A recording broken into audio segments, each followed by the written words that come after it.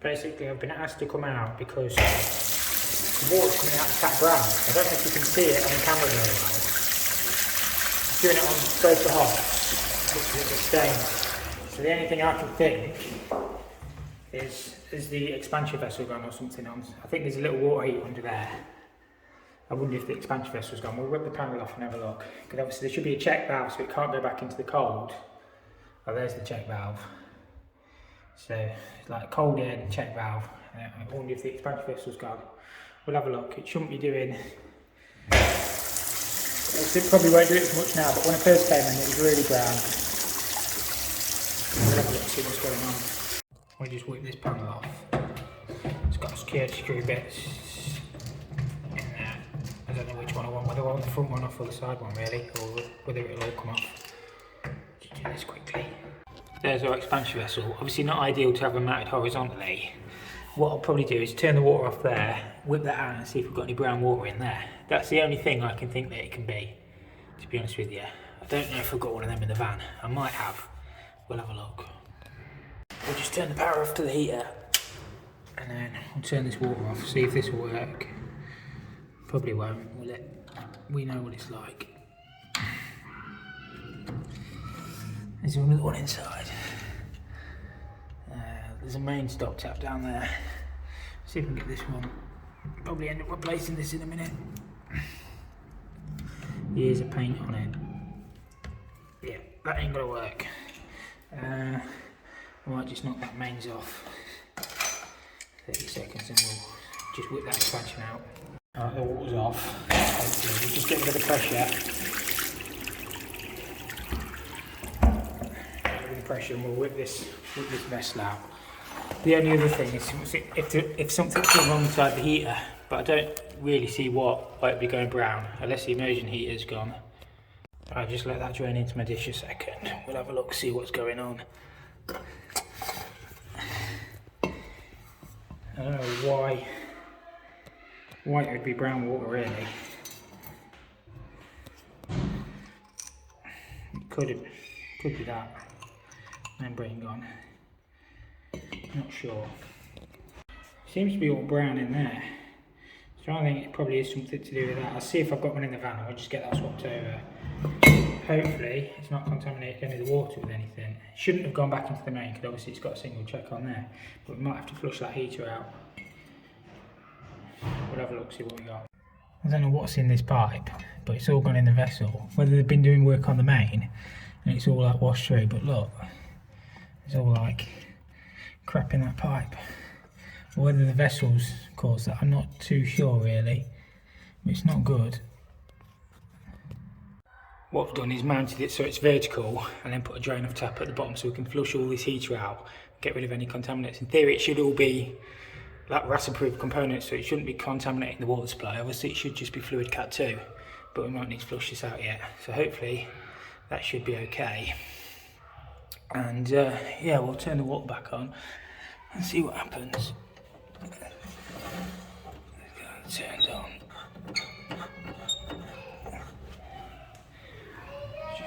Just tap on.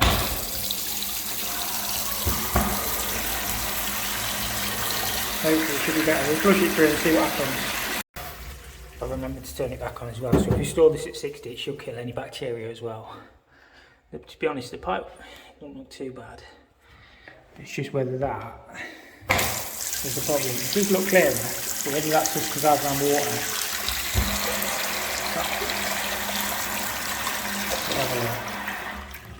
I still don't know what that is in there, to be fair. It's hard. It's not, I thought it was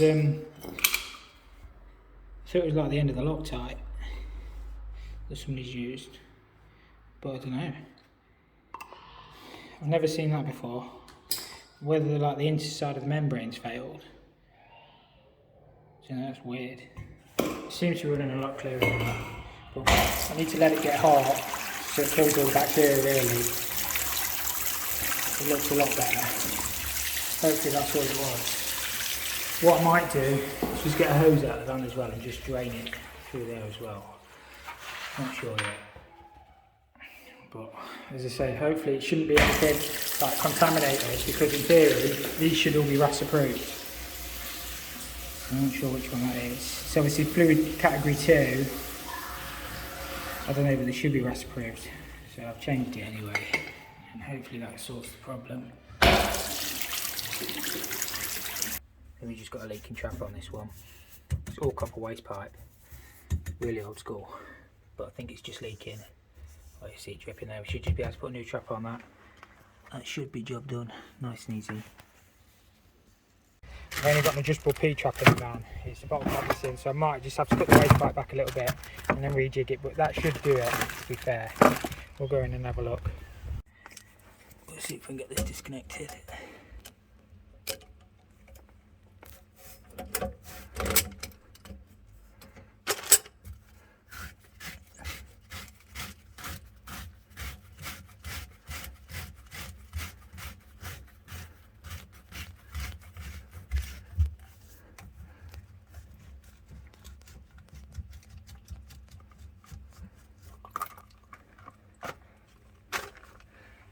Blocked.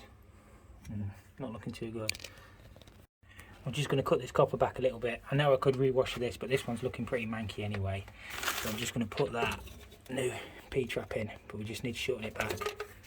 And that should do that then. Hopefully, I've not turned it on these, but it should be okay.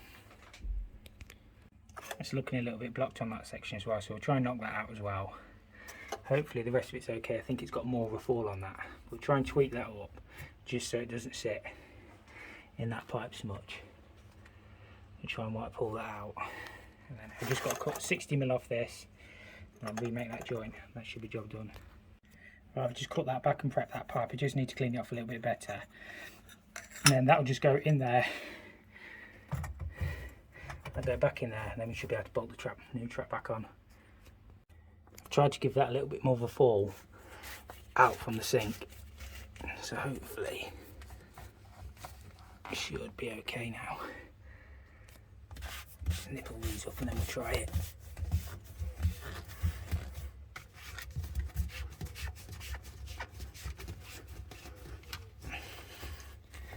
I'll put a little bit of water in it.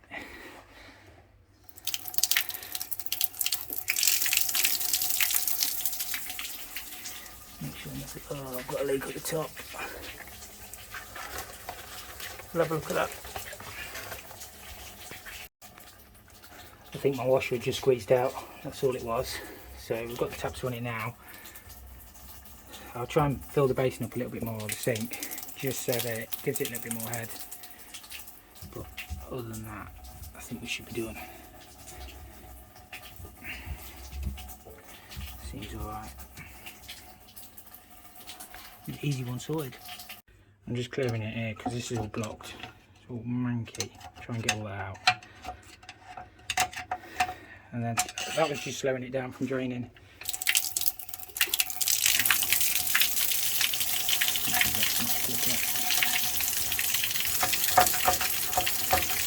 We'll have a look at that.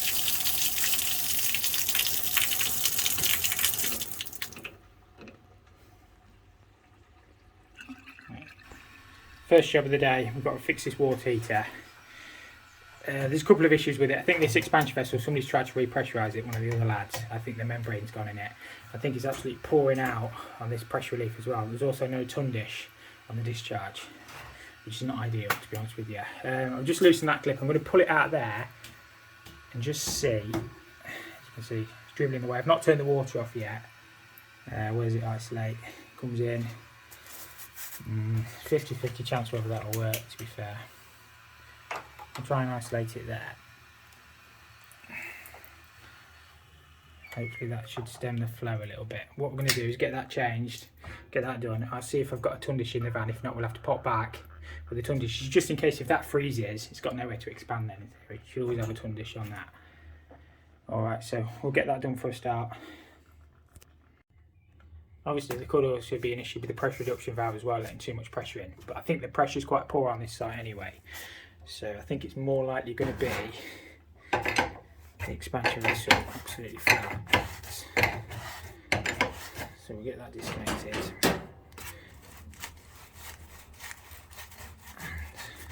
It'd been better if they'd put a drain off tap down as well, but it's not a massive drop. see if we can lift that off. I don't think I'll be able to do that one-handed, but look at it's full. So yeah, we'll get that lifted off and get that swapped. As suspected, this expansion vessel is completely full.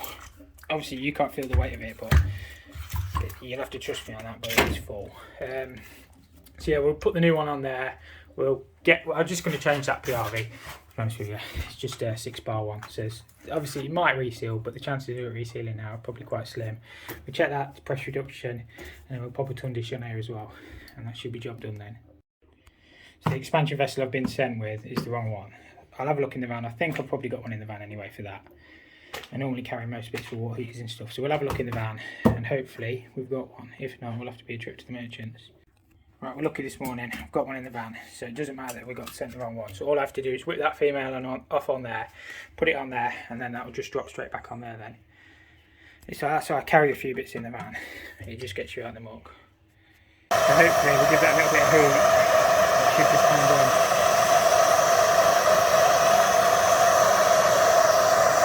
I think I'm just going to change this PRV. They're not expensive, and I've got one in the van. So we'll get that one swapped. It is a 6-bar. That's a 6-bar. So yeah, I've got the expansion vessel done. Just need to sort that, and then I'm going to have a look if I can get tundish in there as well. It just makes it a bit more to regs in. Right, we'll just tighten this one back in. Obviously we've got the arrow going the right way. That should just nibble. We can turn the water back on now. Hopefully we've got no leaks. I've lost my screwdriver. Where's my screwdriver gone? I don't know, I can lose anything, me. Found it. Turn that back on.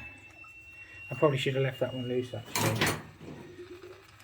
Just so we can see that it's not discharging. We can have a look outside anyway. But what we'll do, just leave that loose for a second. And then we can turn the power back onto the heater. And hopefully that starts heating up again in a second. We probably should actually, we'll go and purge it through the hot first, and then make sure the heater works. Right, we'll just purge it through this little heater, through this little basin. Pull the air out. Now it should be good to turn the power back on then. Not sure what that screeching is, but we'll have a look at that in a second. Probably a bit more in it. It is hot, to be fair. We'll go and have a look. Right, that heat is heating back up. What I'll do is just put this clip back in here, and it's not discharging now, which is good. It could have been the temperature pressure relief, but I think it was just on this pressure relief, to be fair. The 6-bar one, not the temperature one at the top. It all seems good. What I'm going to do is get a tundish cut in here though, just so if it does freeze up outside, it's got somewhere to expand. We don't want to create a bomb. But other than that, I just thought this was interesting as well. You don't see too many of these anymore. These are the old drop weight 5 hours. So what this is on a fuse. I think this one's actually been done away with. It comes around the back, and then this would have gone above the boiler, above the burner, and when the link heated up, if it caught fire, it would just drop that weight down. It would cut the fuel off. Obviously somebody's put a 5 valve in there, which is not really in the right place, to be honest with you. It should be outside ideally. That's all that does. A lot of them now are done on the solenoids. They're linked into the fire alarms, but obviously that's the older sort of system. Hopefully this one should be okay. I realise that's not an approved tundish, but that's all I've got in the van. What I'll do is I'll leave the heater running, because obviously it's no worse than it was before. We've still got a bit of an air gap there. At least now it can spill out. So what we'll do is we'll come back with a proper tundish and put one on there. Obviously we'll have to up this discharge pipe work a little bit. Sometimes you can only do what you can do, you know. But at least the heat is not discharging now, and it is a little bit safer than it was before. But as I say, we'll put that on the recommendation on the ticket that it has a proper tundish. Obviously, whoever fitted it shouldn't have really fitted it like that, but sometimes you can only work with what you've got. So that's that job all sorted. And yeah, we'll move on to the next. Second job of the day, we just got to swap out this deck mixer. Obviously you can see it's dripping. I've had a quick look underneath. I can't see anywhere where it isolates, so there might be some valves on the other side, hopefully. Or just basically, it should be nice and easy to get to. Oh, there's some service valves underneath, to be fair. Oh, they're on the flexi ones, aren't they? Hate them. Basically, we just need to get underneath and get that swapped out. So you never get an awful lot of space behind these, but we just need to get our jaw dropper in. And you can see that. Get that loosened off. And get these out of the way.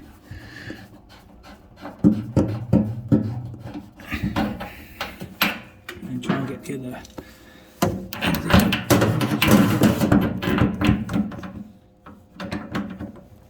I can't let that one on there. But you get the idea. There's not a lot of room, but we should be able to get that out and then just drop the new tap in dead easy. They're weird back nuts on them. Not really seen any like that before. The jaw dropper still fits it. Let's just get my tray under there actually. Just dripping a little bit.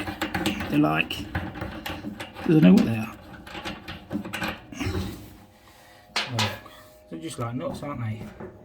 Unless it's broke off. I don't think it has. So no, it might have done.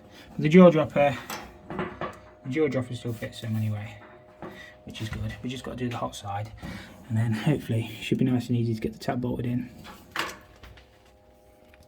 This should just lift out now. He says, probably won't now I've said that. Might be trapping on the washers and stuff. We'll have a look. Out you come. Right, we'll try and clean the lime scale off this as best we can, but we're not going to be able to get it perfect. Just sort of how it is. Hopefully the new tab will drop. Put it back in there, and we can tighten it back up underneath. My jaw dropper is one of my favourite tools. You can just get it in places. I can't seem to get anything else in. Obviously it doesn't really help to get things one-handed. But hopefully, probably just slipping that washer out a little bit. It should be okay. So I've got my washer and then nut, and then hopefully the flexi will just go straight back on there like that. I'll double check the rubbers to make sure they're okay, and then we should just be able to tighten it all back up. It's always a little bit awkward to get to, but this one's not too bad to be fair. We should just be able to get that up there like that. The thing with plugging, you spend a lot of your time in awkward positions. So it's all good fun. Hopefully we've not kinked them flexes. I don't think we have. We should be able to. I'll turn the water off on the other side actually, because I don't really like them very much. And it should be alright. We'll get it back on and get it tested.